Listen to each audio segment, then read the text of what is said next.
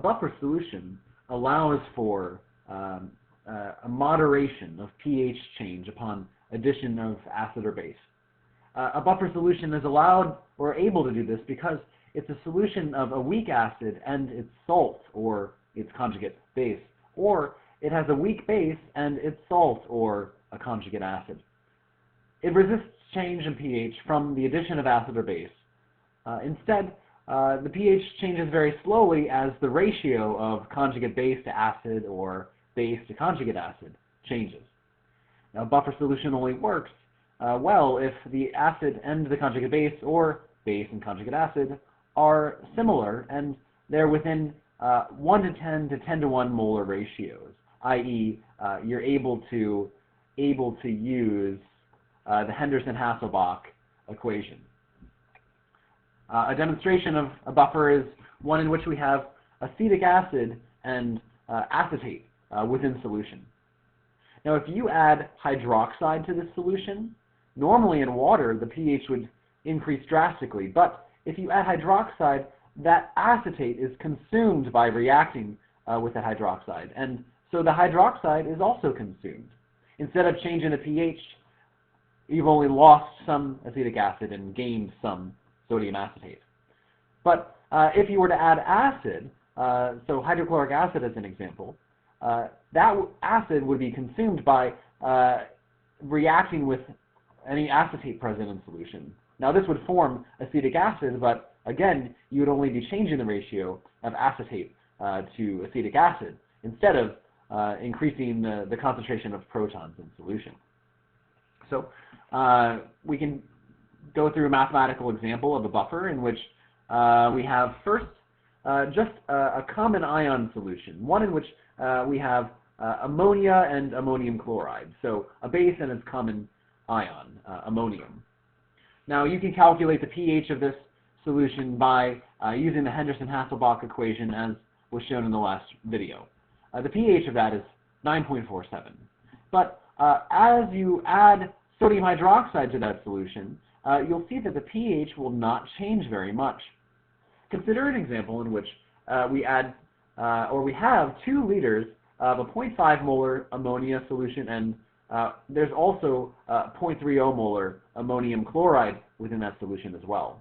And then 0.10 moles of sodium hydroxide is added to that solution, and there's no significant change in volume of the solution. Find the pH after the addition of that sodium hydroxide.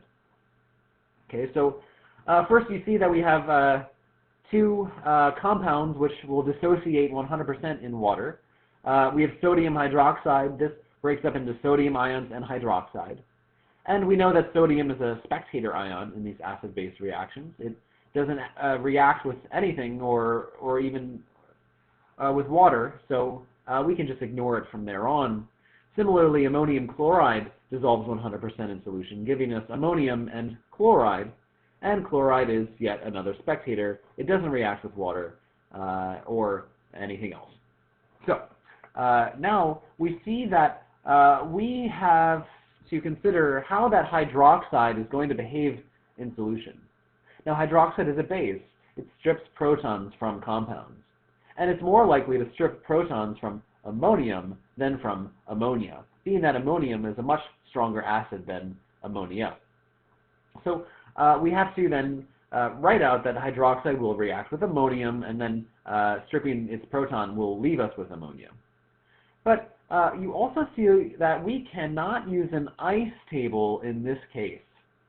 You see, here we are dealing with a strong acid or base. And when you're dealing with a strong acid or base reacting with some weak acid or base, there are no ice tables because there is no equilibrium. There is no E for equilibrium. Instead, we will have to use the ICF table. And the ICF table, we'll be using it while dealing with moles instead of the molarity that you're so used to while dealing with the ice table. So, consider the initial number of moles of our ammonium, our hydroxide, and our ammonia. Now, these number of moles are not the numbers that you saw up top. You saw 0.30 molar ammonium. We get to 0.60 moles by knowing that moles is equal to the molarity times the number of liters. So that 0.30 molar times 2.0 liters gives us 0.60 moles. And a similar calculation for ammonia. Now, being that we have hydroxide, which is a strong base, that strong base will react 100% with the ammonium if the ammonium is in excess. All strong acids or base react if excess weak base or acid is present. So 100% of it reacts. So our change in the number of moles of hydroxide is the number of moles of hydroxide that we have. It's 0.10 moles. So we'll lose 0.10 moles of hydroxide. Similarly, we'll lose 0.10 moles of ammonium. And we'll gain 0.10 moles of our product, ammonia. And we don't need to concern ourselves with water here. It's not relevant to our equilibrium expressions. So then we can find in the final amounts, after this reaction has gone to completion as far as it can, the number of moles of ammonium will be 0.60 minus 0.10. It's going to be 0.50 moles. And we'll have no hydroxide left, and we'll have 1.10 moles now of ammonia. So having these numbers of moles of things, we can consider then that it's as if we've just put these two compounds into a solution of water. And so we can go back and use the Henderson-Hasselbalch now like we did in the previous case. Only this time we have adjusted the ammonia to ammonium ratio. This is the only change. So plug in as before, but being careful to plug in concentrations. Now we have 1.10 moles of ammonia, and this is in 2.0 liters of solution, and so actually the molarity is 1.10 divided by 2.0. It's 0.55 molar ammonia solution, and we have similarly 0.25 molar ammonium solution. So plug it in, we can find now that our pH is going to be 9.59. Now, in our last case, before adding any hydroxide, we saw that our buffer solution had a pH of 9.47. And after the addition of this hydroxide, our pH is 9.59. You see that these pHs are actually extremely similar. Even though there was a significant amount of that strong base, sodium hydroxide, added, the pH barely changed. This is because the buffer was able to consume that hydroxide by reacting the ammonium with that hydroxide. Now, what if we had added that hydroxide just to pure water, to distilled water? If you had added 0.1 moles of sodium hydroxide to 2.0 liters of distilled water, the pH would have ended up being 12.30. You see that without a buffer solution, there can be a very large change in pH. You see, without a buffer solution, as you add moles of hydroxide, the pH dramatically and rapidly rises. But the buffer solution prevents significant change.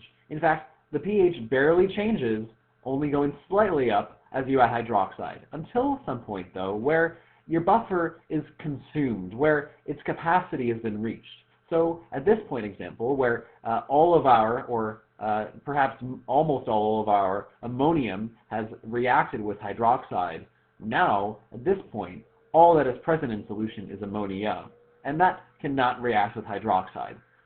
At this point, having no ability to consume hydroxide any further, the pH can now rapidly rise, as if we merely had a water solution.